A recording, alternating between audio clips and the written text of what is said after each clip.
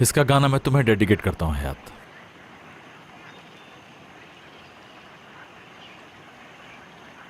वो मैडम सलमी ने कहा है ना कि मेरी बेटी को खुश रखना है, इसलिए कहा मैंने। अपनी पसंद बाद में बताएंगे आपको। ठीक है।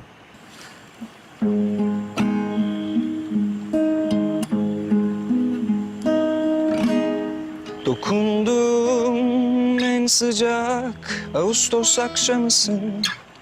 Ellerimde sevdanın yanık kokusu. Gezindim avare bir deniz kıyısı. En güzel mehtap sensin denize dost. Dokundum